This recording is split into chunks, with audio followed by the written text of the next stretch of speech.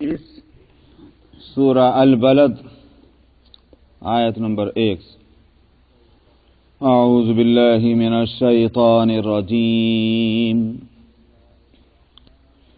بسم اللہ الرحمن الرحیم لا اقسم بهذا البلد وأنت حل بهذا البلد ووالد وما ولد لقد خلقنا الإنسان في كبد أيحسب أن لن يقدر عليه أحد يقول أهلكت مالا لبدا أيحسب أن لم يره أحد ألم نجعل له عينين ولسانا وشفتين وهديناه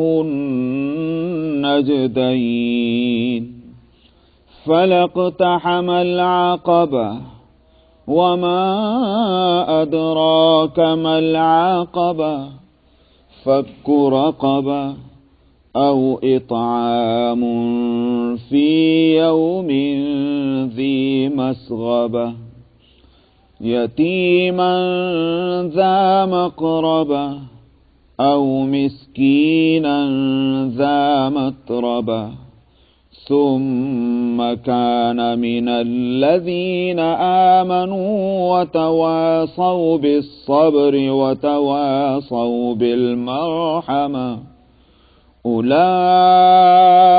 أصحاب الميمنة والذين كفروا بآياتنا هم أصحاب المشأمة عليهم نار مؤصدة صدق الله العظيم.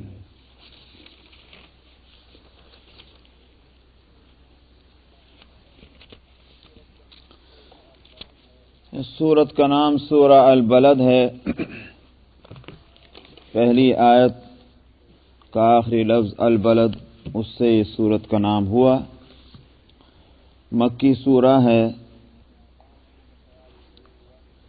بعض لوگوں کا خیال یہ ضرور ہوا کہ شروع کی 4 آیتیں چھوڑ کر بقیہ مدنی ہے، لیکن میجارٹی مفسرین کی وہ اسی طرف گئی ہے کہ یہ مکی سورہ ہی ہے. مضمون کی یکسانیت بھی یہ بتاتی ہے کہ یہ ایک ہی وقت کے نازل ہوئی بھی ہے. اس سے پہلے سورہ الفجر گزری، جس میں اللہ سبحانہ و تعالی نے برائی کرنے والوں کے اور اچھائی کرنے والوں کے اخروی انجام کو بتلایا کہ جو برائی کرنے والے ہوں گے ان کو کس طرح سے ذلت کے ساتھ جہنم میں جانا ہوگا، اور جو اچھائی کرنے والے ہیں وہ نفس کہ جس کو اچھائیوں پر اطمینان حاصل ہو گیا، النفس المطمئنہ، ان کے ساتھ کیا اعزاز و اکرام کا معاملہ ہوگا ایسے نفس کے ساتھ. پھر کچھ اعمال بتلائے تھے کہ جن کے کرنے والے اس برے انجام اور اس برے عاقبت کا اس کو سامنا کرنا پڑے گا. وہ کون سے کام تھے کہ غریبوں کو کھانا کھلانے پر ترغیب نہ دینا، اور یتیم کا اعزاز اور اکرام نہ کرنا، وغیرہ وغیرہ. یہ وہ کام تھے کہ جن کی سزا ملے گی. اس سورت کا بھی مضمون یہی ہے کہ برائیوں اور اچھائیوں کا انجام کیا ہونا ہے، اور فرق صرف ہے تو یہ الفجر میں برے کاموں کی طرف اشارہ کیا گیا تھا اور یہاں اچھے کاموں کو بتلایا گیا کہ جن کے نتیجے اچھے نکلیں گے. سورت جو ہے میرے اپنے اعتبار سے یہ سورت واقعہ یہ ہے کہ خالی ترجمہ پڑھ لیجئے تو سمجھ میں نہیں آتا کہ اس سورت کا مقصد ہے کیا. اتنی بڑی سورت کا تفسیروں کو بھی عام طور پر دیکھیے تو بھی بات کچھ کھلتی نہیں ہے. اللہ جزا خیر دے بزرگوں کو جنہوں نے اپنی زندگیاں لگائیں، چھان پچھوڑ کیا گیا، کہاں کہاں کتابیں دیکھنے سے معلوم ہوا کہ اپنے بزرگوں کو اللہ تعالیٰ جزائے خیر دے، انہوں نے خوب کام کیا. تو ان کی کتابیں پڑھنے سے اب سمجھ میں آیا کہ واقعی سورت کن حالات میں اتری اور اس سورت کا مضمون جو ہے وہ کیا ہے، کس طرف متوجہ کر رہا ہے لوگوں کو. پہلے جو بہت ہی مختصر پس منظر ہے اس کو سمجھ لیا جائے کہ جس میں یہ سورت نازل ہوئی وہ کیا حالات، کیا باتیں کہی جا رہی تھی.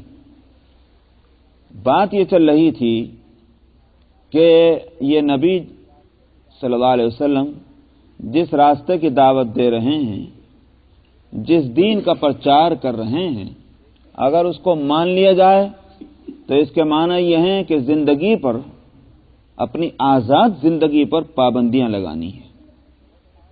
یہ کرو یہ نہ کرو، یہ کھاؤ یہ نہ کھاؤ، اس طرح سے اٹھو اس طرح سے بیٹھو، ایسا پہنو اور ایسا پیو، یہ ساری پابندیاں اپنے سر لگانی ہیں. کہیں کوئی مصیبت جھیلی جائے، ہم آزاد ہیں، جس طرح چاہیں کھائیں، جس طرح چاہیں پئیں، جس طرح چاہے بزنس بیوپار کریں، جس کو چاہے جس طرح مال دیں کہ نہ دیں. یہ آزادی، آزاد زندگی ہماری ہے. ان کی بات سنو تو اپنے گلے کے اندر پھندا ڈال لو کہ صاحب اب وہ کھینچے پھر رہے ہیں. یہ کہاں کی عقل مندی ہے؟ یہ تھی وہ بات کہ جس کو لوگ بہت ہی، اور نوجوانوں میں یہ بات اچھی طرح سمجھ میں آ جاتی تھی. ہاں بھائی ٹھیک تو کہہ رہے، واقعی یہ نہ کرو یہ نہ کرو، کہیں کو، اور نوجوانوں کو تو آزادی چاہیے. تو جب یہ بات کہی جاتی تھی تو لوگوں کو بڑی پسند آتی تھی. یہ ہے وہ اصل پس منظر. قرآن نے یہاں اس تعلق سے جو بات کہی ہے وہ آپ اس تفصیل میں تو آگے چلیں گے، لیکن جس بات کو ایک آیت میں کہا گیا ہے اس کا حاصل میں پہلے بتلا دوں، اور وہی دراصل اس پوری سورت کا خلاصہ ہے جس کو ایک آیت میں کہا گیا ہے. حاصل اس کا یہ ہے کہ انسان آزاد ہے کہاں. یہ اس نے جو دعویٰ یہ کیا ہے کہ ہم تو آزاد ہیں، جو چاہے سو کریں، جس طرح چاہے رہیں، یہ دعویٰ ہی غلط ہے سرے سے. آزاد کوئی نہیں ہے. ماں کے پیٹ میں تم تھے تو کیا آزاد تھے کہ تم اپنی آزادی جب چاہے آ جاؤ اور جب تک چاہے وہاں رہو؟ یہ تو ہے ہی نہیں. ماں کے پیٹ سے سلسلہ چلیے تو وہاں آزاد نہیں ہو. اب اس کے بعد نکل کر آئے تو صاحب ماں کی چھاتیوں کے محتاج ہو، ذرا بڑے ہوئے تو باپ کی انگلی پکڑنے کے محتاج ہو، اس لیے کہ اگر انگلی نہ پکڑے تمہاری ماں اور باپ اور تمہارے بڑے تو تم تو گرو گے، چلو گے کہاں. ان ساری مصیبتوں کے ساتھ تم جوان ہوئے تو کتنی مشکلات ہیں زندگی کی جس سے تم کو سامنا کرنا پڑتا ہے. غریب ہیں تو صاحب کھانے کے لالے پڑ رہے ہیں، پینے کی مصیبت ہے، پہننے کے چکر ہیں، مکان بنانے کے مسائل ہیں. اچھا صاحب مالدار ہو گئے تو یہ مسائل ختم ہو گئے، مگر دوسرے مسائل لگے ہوئے ہیں کہ اس روپے کو 1000 قسم کی آفتیں لگی ہوئی ہیں، اس کا لینا ہے، اس کا دینا ہے، ہمارا کوریئر ہے صاحب، اس کو کیسے مینٹیننس کیا جائے، اپنی 1000 مسئلے لگے. تو انسان زندگی میں آزاد ہے ہی نہیں. کیسے یہ بات کہی گئی کہ میں آزاد ہوں؟ جس کو یوں کہا جائے کہ اسلام ایک قانون زندگی کا نام ہے اور اس واسطے یہ سخت ہے، یہ بات غلط ہے. قانون کو سخت کب کہا جائے گا؟ قانون کو سخت اس وقت کہا جائے گا کہ جب اس پر عمل کرنا ممکن نہ ہو، یا ممکن تو ہے مگر اس کے واسطے بہت مصیبتیں جھیلنی پڑتی، اب کہا جائے گا قانون سخت ہے. لیکن اگر یہ بات نہیں ہے، اگر اس معنی میں تم قانون کو سخت کہہ رہے ہو کہ باہر پابندی تو کرنی پڑتی، تو کہا جائے گا کہ دنیا میں کوئی چیز ایسی نہیں کہ جس میں پابندی نہ کرنی پڑتی. جس کو میں کہا کرتا ہوں کہ بھائی آپ ڈرائیو کرتے ہیں گاڑی، اب ریڈ لائٹ ہے، آپ کھڑے ہوئے، کہنے کہ بڑی سختی ہے صاحب قانون کے اندر. اب دیکھیے ہم کھڑے ہوئے، ہم جانا چاہتے ہیں لیکن نہیں جا سکتے، تو کیا ایسے قانون کو سخت کہا جائے گا؟ اگر مطلقاً پابندی سختی کا نام ہے تو زندگی جو ہے وہ اس طرح کی سختیوں سے بچی ہوئی نہیں ہے. دیکھنا یہ ہے کہ اس پر عمل کرنا جو ہے وہ ممکن ہے کہ نہیں. کیا بہت مشکل ہے اس پر عمل کرنا؟ ممکن بھی ہے اور بہت مشکل نہیں ہے. ہاں پابندی ضرور، تو اس قانون کو سخت نہیں کہیں گے. اسلام کا قانون جو ہے مثلاً چونکہ بہت سمپل مثال ہے اس لیے میں اس کو بار بار دیتا ہوں. اگر یہ ہوتا کہ صاحب نماز پڑھو، ہاں صاحب نماز تو پڑھنی ہے، لیکن نماز کے لیے پاک ہونا ہے، اور پاکی جو ہے وہ پانی سے حاصل ہوتی. اگر قانون یہ ہوتا ہمیں اس سے کوئی سروکار نہیں کہ تمہیں پانی ملے گا کہ نہیں ملے گا، مگر پانی سے وضو کرنی ہے، پانی سے غسل کرنا ہے اور تب نماز پڑھنی، اور نماز پڑھنی ہے، نہ نماز چھوٹے اور نہ وہ پاکی کا مسئلہ جو ہے وہ اپنی جگہ سے ہلے. پانی بعض دفعہ ملتا نہیں ہے، پانی ملتا ہے تو ڈاکٹر صاحب کہتے ہیں ہاتھ مت لگاؤ مر جاؤ گے، یہ تمہاری بیماری بڑھ جائے گی، اور شریعت کہتی ہے کہ نہیں تم کو نماز بھی پڑھنی ہے اور تم کو وضو اور غسل بھی کرنا ہے. اب کہا جاتا ہے کہ قانون بے شک سخت ہے. واقعی کس طرح کریں؟ کیا اپنے آپ کو بیمار کریں؟ پانی نہیں ہے تو کہاں جائیں؟ نماز چھوڑ دیں؟ تو یہ قانون کی سختی تھی. اسلام نے جو ہم کو قانون دیا وہ یہ، نماز تو بے شک پڑھنی ہے، نماز کھڑا بھی ہونا ہے، نماز میں رکوع بھی کرنا ہے، نماز میں سجدہ بھی کرنا ہے، نماز میں بیٹھنا بھی ہے، یہ سب کام. لیکن اگر تم سے کھڑا نہیں ہو جا رہا بیٹھ کر پڑھ لو، رکوع سجدہ نہیں ہو رہا ہے تو تم اس کا اشارہ کر لو. اگر وضو نہیں کر سکتے، غسل نہیں کر سکتے اس لیے کہ پانی نہیں ہے، یہ پانی ہے مگر نقصان دہ ہے، تم تیمم کر لو. اور اس تیمم میں بھی کیا آسانی دی ہے. وضو اگر الٹرنیٹ تیمم ہے، متبادل اس کا تیمم ہے، تو قدرتی طور پر عقلی طور پر جو بات سمجھ میں آتی وہ کیا کہ جتنے اعضاء کو جس ترتیب سے پانی سے دھونا ہے اسی ترتیب سے جو بدن کے ان حصوں کو مٹی لگانی چاہیے تھی. اور اگر نہانا ہے پانی سے پورے بدن کو یہاں سے لے کر یہاں تک بھگونا ہے تو پورے بدن کو مٹی میں لت پت کرنا چاہیے تھا. یہ عقل کہتی ہے. اور یہ وجہ ہے کہ ایک صحابی نے جب تیمم کا مسئلہ آیا اور مٹی سے تیمم کرنے کا، فتیمموا صعیدا طیبا، یہ آیت آئی تو ان پر غسل واجب تھا.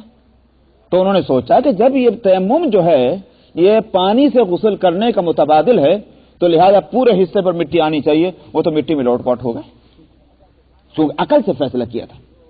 مگر اللہ سبحانہ و تعالی نے جو اس سلسلے میں جو ہم کو ہدایت دی وہ یہ کہ صاحب تیمم چاہے غسل کا ہو چاہے وضو کا ہو، صرف 2 ہاتھ مارنے، ایک ہاتھ سے مٹی پر مار کر کے اور جھاڑ کر، وہ بھی مٹی کو لپیٹنا نہیں ہے بلکہ ہاتھ جھاڑ کر کے اور اس کے بعد پورا اس طرح سے پھیر لیا جائے پورے ہاتھوں پر، اور دوسرا ہاتھ مار کر کے اس طرح منہ پر پھیر لیا جائے. اللہ اللہ خیر صلی اللہ. یہ ہو گیا تیمم. اب قانون کو اگر سخت کہا جائے تو یہ کہا جائے گا کہ بھئی تم قانون کی سختی کے معنی سمجھے ہی نہیں. اگر مطلقاً پابندی جو ہے اس کو تم سختی کہتے ہو تو پھر تمہاری زندگی آزاد ہے کب؟ سمجھ میں آیا نہیں؟ یہ ہے اصل منشا قرآن کا جو جس بات کو کہے. دوسری بات اس تعلق سے بھی کہی گئی کہ پابندی جو ہے دیکھنا یہ ہے کہ کیا اس کے فائدے ہیں کہ نہیں.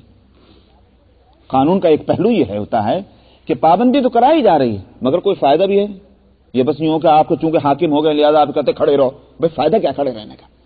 کوئی فائدہ ہو تو بے شک اس کے لیے پابندی اختیار بھی کی جائے. تو اس صورت کے اندر یہ بات بھی کہی گئی ہے کہ جس قانون کی پابندی کا تم کو دعوت دی جا رہی ہے اس قانون پر عمل کرنے کے فائدے کیا ہیں یہ بھی بتلایا جا رہا ہے. جیسے میں نے کہا کہ بھئی اگر آپ ریڈ لائٹ پر کھڑے ہوئے ہیں تو کیوں کھڑے؟ اس قانون کا فائدہ کیا ہے؟ ظاہر ہے کہ کہا جائے گا فائدہ یہ ہے کہ ایکسیڈنٹ نہ ہو، نہ آپ کا ایکسیڈنٹ ہو نہ دوسرے کا ایکسیڈنٹ ہو، زندگیاں جو ہیں وہ محفوظ رہیں. اس واسطے یہ قانون بنایا گیا. تو پابندی کی گئی اور اس پابندی میں فائدہ ہے. یہ ہے اس پوری صورت کا مضمون اور حاصل. اب اس کو دیکھا جائے. فرمایا لا اقسم بہذا البلد. لا کا مطلب یہ ہے بات وہ نہیں جو کہی جا رہی ہے. اقسم بہذا البلد، یہ لا کا لفظ جو ہے نہیں کے معنی میں ہے. تو بعض مفسرین نے تو کہا کہ لا زائد ہے، بس ویسے ہی جیسے کہہ دیا کرتے ہیں نہیں بس سنو، بس وہ نہیں کا کوئی معنی نہیں ہوتا. تو اسی طرح سے لا جو ہے ایک بطور استعمال کے محاورے میں جیسے ہوتا ہے ویسے کہا گیا، لیکن یہ بات نہیں. پس منظر ہمیں کوئی بات کہی جا رہی تھی اور اس کی نفی مقصود ہے. بات یہ نہیں ہے جو کہہ رہے ہو. ہم قسم کھا کر دوسری بات کہتے ہیں، بات وہ ہے. فرمایا کہ بات وہ نہیں ہے، قسم کھاتا ہوں میں اس شہر کی.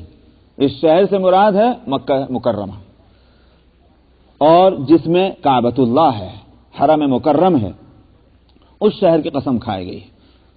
تو ابھی میں آگے بتاؤں گا اس شہر کی قسم کھانے کا مطلب کیا ہے. وَأَنْتَ حِلٌّ بِهَذَا الْبَلَدِ، اس حالت میں کہ آپ اس شہر کے اندر موجود ہیں.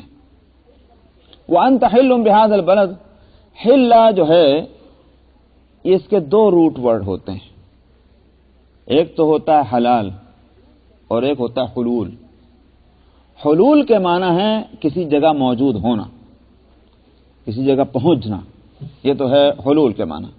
اور حلال کے معنی تو آپ جانتے ہیں، الاؤ کرنا کسی چیز کو، پرمیشن دینا، یہ ہے حلال۔ تو حل دونوں سے بنا، حل حلال سے بھی استعمال ہوتا ہے اور حلول سے بھی استعمال ہوتا ہے۔ کہا جائے گا کہ یہ حل ہے، اس کا مطلب یہ کہ یہ چیز حلال ہے، سمجھ میں آیا؟ اسی واسطے آپ نے حج کی کتابوں میں پڑھا ہوگا ایک لفظ، ایک تو حرم کہلاتی ہے حدود، اور ایک کہلاتی ہے حل۔ حل وہاں اس مقام کو کہتے ہیں کہ جس میں وہ حرم کی پابندیاں نہیں ہیں، سمجھ میں آیا؟ اس کو حل کہتے ہیں۔ تو حل حلال سے اور حل حلول سے بھی ہے۔ وَأَنْتَ حِلٌّ بِهَذَا الْبَلَدِ، حل کو اگر حلال سے مانا جائے تو اس کے معنی یہ ہیں کہ آپ کے لیے اس شہر میں حلال کیا جائے گا۔ اب کیا حلال کیا جائے گا اس کو واضح نہیں کیا گیا، اس کا مطلب ظاہر ہے کہ وہ چیز جو حرام ہے وہ آپ کے لیے حلال ہوگی۔ حرام کیا ہے وہاں؟ قتل و قتال، مار دھاڑ، اسی بات سے اس کو حرم کہا گیا۔ قرآن شریف میں سورہ آل عمران میں 4 سپارے میں فرمایا، ان اول بیت وضع للناس الذی ببکۃ مبارک وہدی للعالمین فی آیات بینات مقام ابراہیم ومن دخلہ کان آمنا، جو اس میں داخل ہو گیا، پہنچ گیا، اس کو امن مل گیا۔ تو مشرکین کے ہاں بھی یہ بات تھی، حضرت ابراہیم علیہ السلام کے وقت سے چلی آ رہی تھی کہ یہ حدود حرم جو ہیں اس میں قتل و قتال اور غارت گری اور مار دھاڑ جو ہے وہ حرام ہے۔ مشرکین بھی اس کا احترام کرتے تھے، اگرچہ وہ احترام ایسا تھا جیسے آج کل کے ہم جیسے لوگ جو ہیں وہ اپنی مرضی کے لیے مسائل کو قطر پیوت کرتے ہیں اور بہت کوشش کرتے ہیں کسی طرح ہماری دال پھیکی نہ ہو اور مسئلہ جو ہے وہ بدل جائے، وہ کوششیں مشرکین بھی کرتے تھے۔ تو حرم کا احترام جو ہے اس کی خلاف ورزی کا الزام ہمارے اوپر نہ ہے، اس کی کوشش ہوتی تھی۔ ہاں یہ ہے کہ محرم کی جگہ ربیع الاول کی جگہ محرم کر دیا جائے، وہ یہ کوشش کرتے تھے۔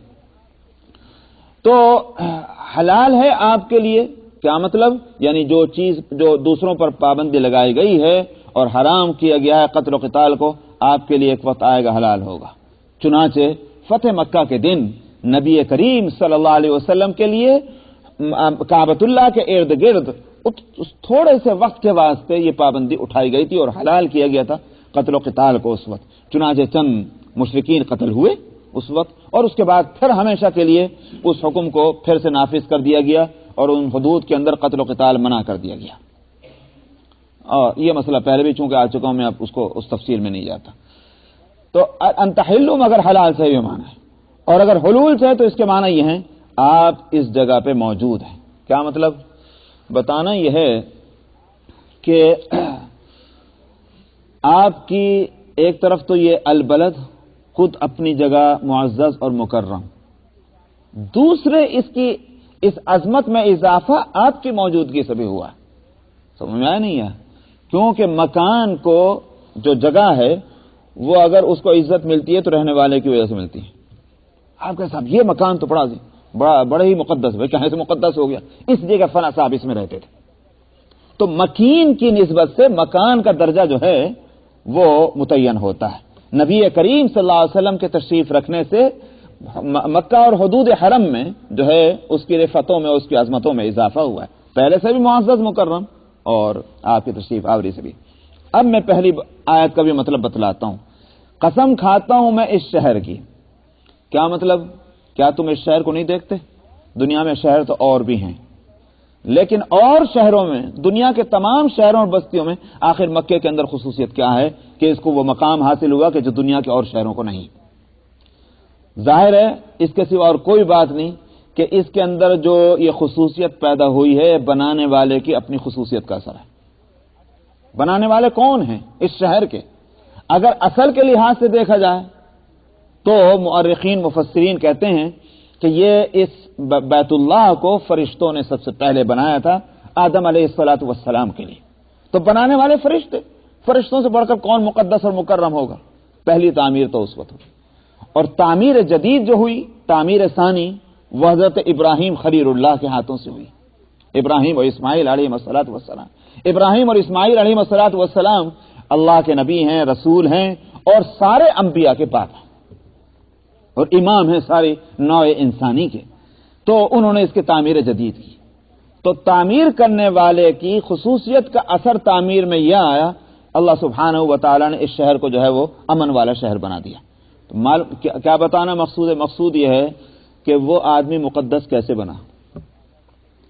اپنی آزاد زندگی گزار کر، جیسی آزاد زندگی تم گزارنا چاہتے ہو، یہ قاعدے اور قانون کی پابندیاں کر کے، اچھے اعمال کر کے، اللہ کی محبت کو اپنے دلوں کی گہرائیوں میں جگہ دے کر اگر اس نے وہ مقام حاصل کیا جس کا اثر یہ ہوا کہ اس کے بنائے ہوئے گھر اور آباد کیے ہوئے شہر کے اندر بھی تقدس آ گیا.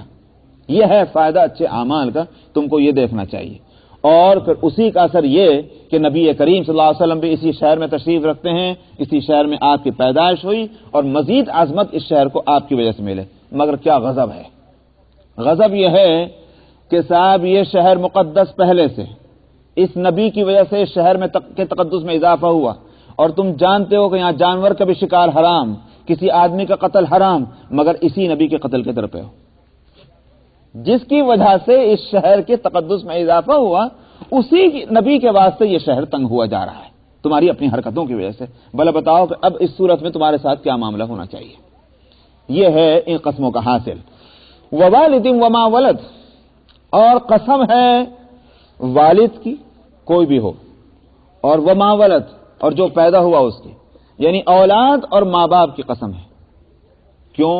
میں نے کہا وہی بات کہ تب جس عمر کو تم اپنی بادشاہی کی عمر کہتے ہو، بچپن، ذرا تم اس میں جھانک کے دیکھو وہاں کتنی پابندیوں میں تم گھرے ہوئے ہو. جس زندگی کو تم آزادی کی زندگی کہتے ہو وہیں سے تو پابندیاں شروع ہو چکی ہیں. اس لیے قسم کھائی ہے ووالد وما ولد، باپ ہو تب پابندیاں، اولاد ہو تب پابندیاں، اتنی پابندیوں میں تم گھرے ہوئے ہو. لقد خلقنا الانسان فی کبد، یہ قسمیں کھا کر کے اب وہ دعویٰ کیا گیا کہ ہم نے انسان کو تنگیوں میں پیدا کیا ہے، پابندیوں میں پیدا کیا ہے. وہ تنگیاں اگر دنیا کی ہیں اور وہ تم کو گوارا ہیں تو آخرت کے تعلق سے تنگیاں کیوں گوارا نہیں کر لیتے. ایحسب ان لن یقدر علیہ احد، کیا یہ خیال کرتا ہے انسان کہ اس پر کوئی بھی قادر نہ ہوگا. عام بات ہے، آج یہ سمجھتا ہے کہ آزاد ہے تو اس پر کوئی بھی قابو نہیں پائے گا، غلط ہے. تو ایک تو عام بات ہے، لیکن واقعہ بھی ہے. واقعہ یہ ہے کہ مشرکین مکہ میں ایک شخص تھا بڑا طاقتور، اس کا نام ہے ابو الاشد ابن کلہ. اتنا طاقتور تھا کہ لکھا ہے کہ وہ ایک اونٹ کے چمڑے کے اوپر کھڑا ہو جاتا ہے.